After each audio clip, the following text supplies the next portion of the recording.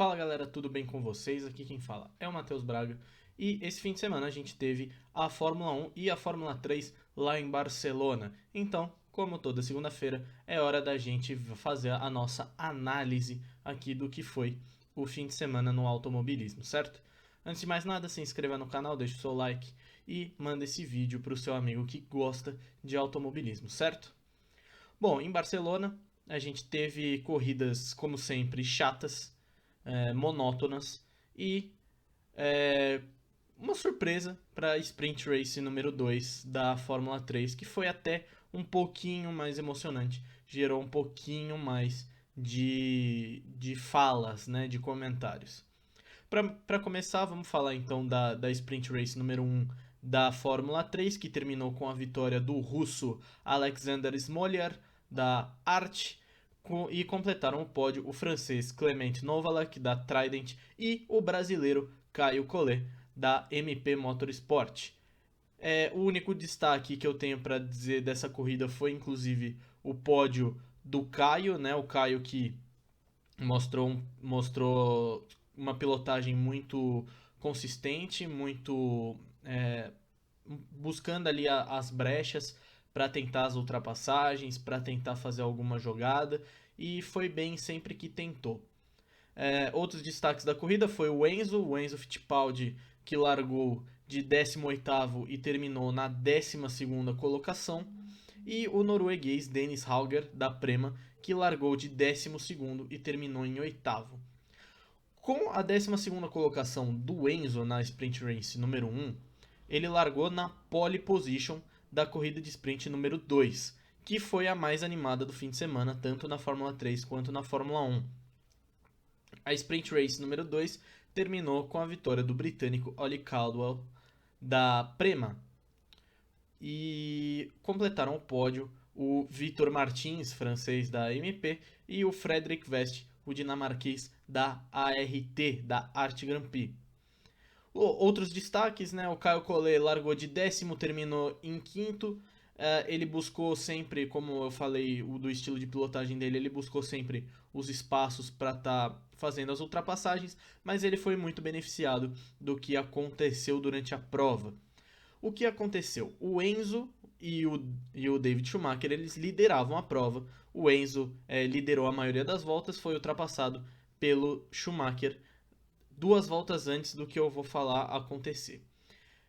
Na volta 15, o Enzo foi tentar a ultrapassagem, ele já tinha sido ultrapassado pelo David Schumacher, e ele foi tentar devolver, ele foi tentar recuperar a primeira colocação.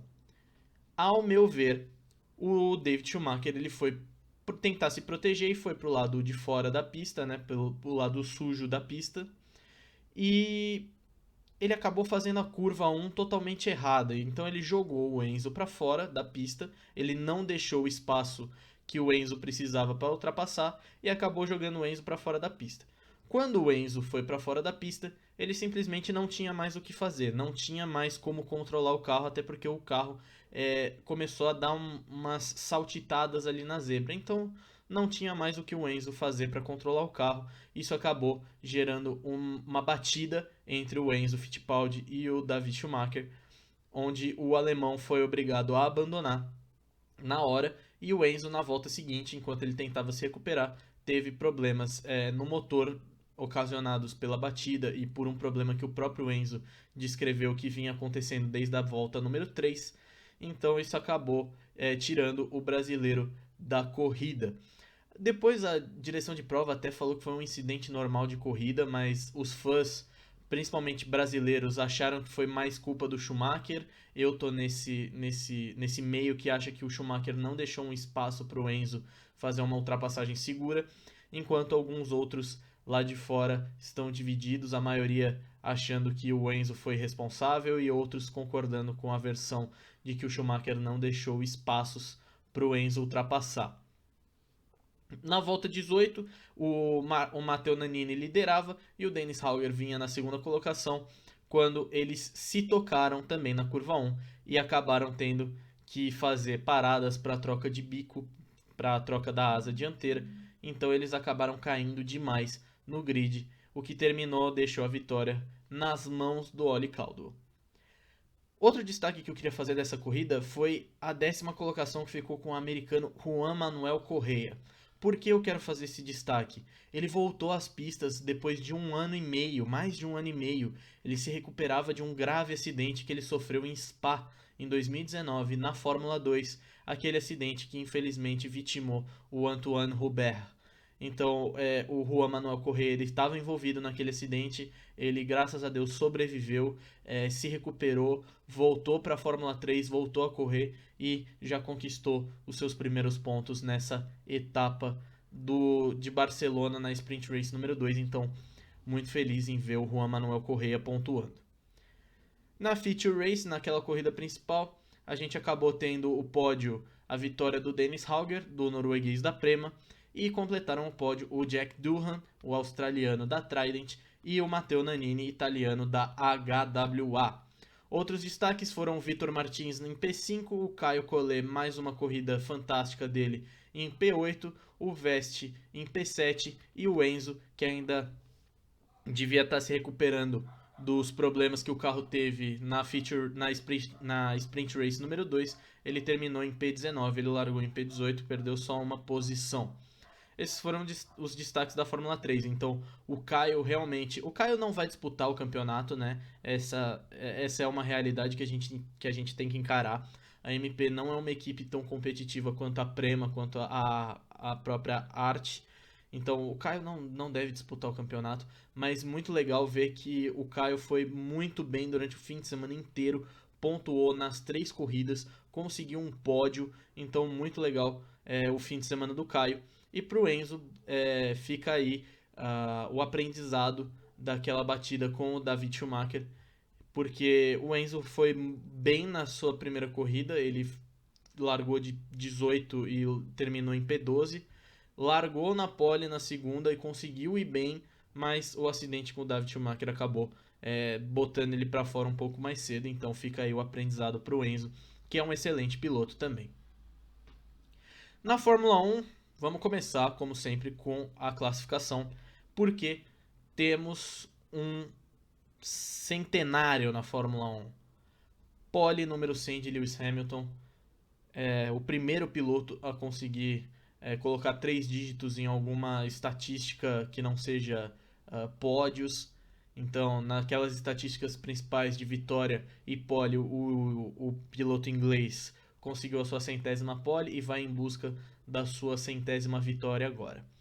O Verstappen foi P2, ficou 0.036 segundo atrás do Lewis Hamilton.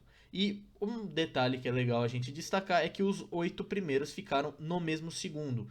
Ou seja, os 8 primeiros colocados eles ficaram separados por menos de um segundo no tempo. O Hamilton, se eu não me engano, fez vou dar um exemplo porque eu não lembro os tempos exatos. O Hamilton fez 1:17.7, então até o 8º colocado, que se eu não me engano era o Lando, ficou abaixo de 1:18.7, que é aquele intervalo de um segundo de tempo. Então isso é muito legal ver que os carros estão mais parelhos.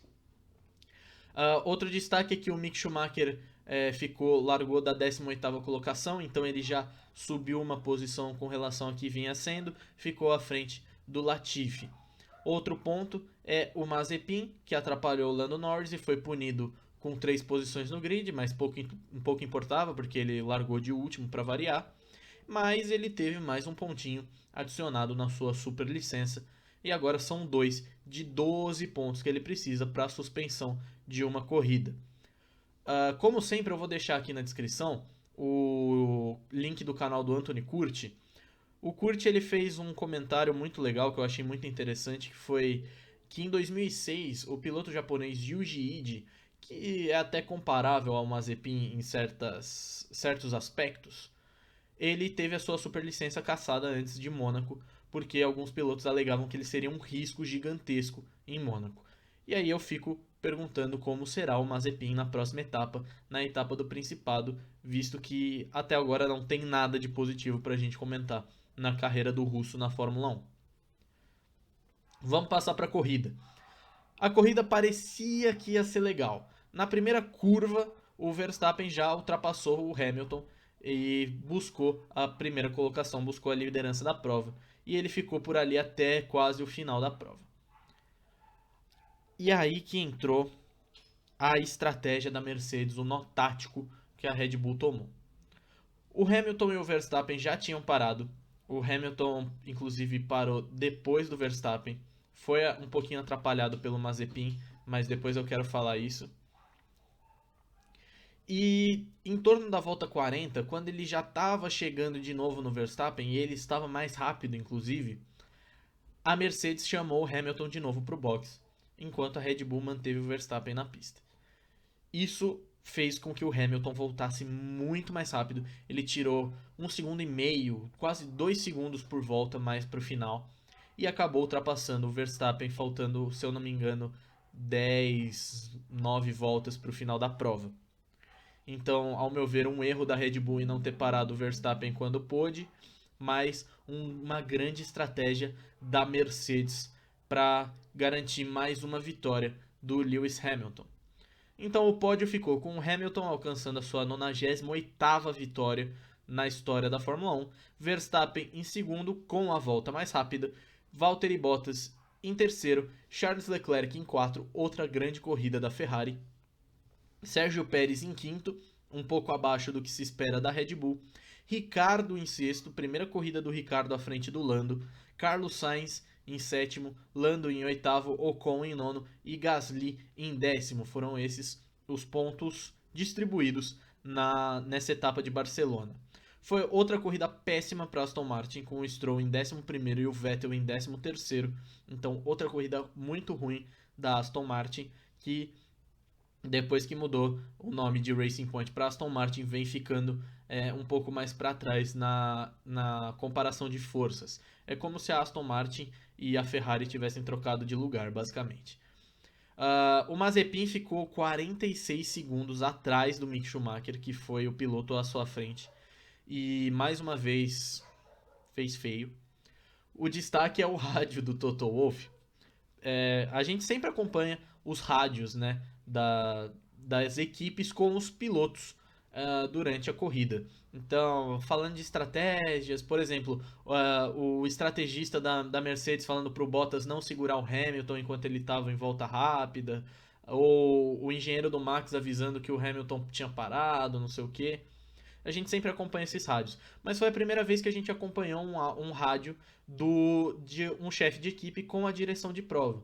O Toto Wolff entrou em contato com a direção de prova, praticamente implorando por uma bandeira azul. O que acontece? Quando o Verstappen parou quando o Verstappen parou a sua única parada e o Hamilton assumiu a liderança antes dele fazer a primeira parada, ele estava chegando no Mazepin, para variar o Mazepin. Então ele estava chegando no Mazepin e o Toto Wolff vendo aquilo e ficando desesperado. Quando o Hamilton chegou no Mazepin, o Mazepin deu meio que uma atrapalhada no Hamilton e o Toto Wolff ligou para a direção de prova muito irritado, pedindo a bandeira azul, pedindo punição, pedindo tudo, porque o Hamilton perdeu, se eu não me engano, uns 3 ou 4 segundos que foram fundamentais ali atrás do Mazepin. O único a abandonar foi o Tsunoda. O Tsunoda teve uma falha no motor ali na volta 6 e teve que abandonar. Foi o único abandono da prova. Então, com isso, a gente teve uma corrida muito chata lá em Barcelona. A gente achou que ia ser muito legal quando o Verstappen passou o Hamilton na primeira curva e teve um safety car na volta 6 causado pelo Tsunoda, mas acabou sendo mais do mesmo. A Mercedes, com uma estratégia fantástica, ganhou a corrida. A Santíssima Trindade voltou ao pódio com Verstappen e Bottas. O Pérez em quinto. Aliás, um comentário que eu queria fazer. O Vitor Lugero, que o canal dele tá aqui na descrição também, ele fez uma boa análise no Twitter dele que mostra por que a Mercedes não vai conseguir perder o título, tanto de construtores quanto o de pilotos, eu acho que com o Lewis Hamilton.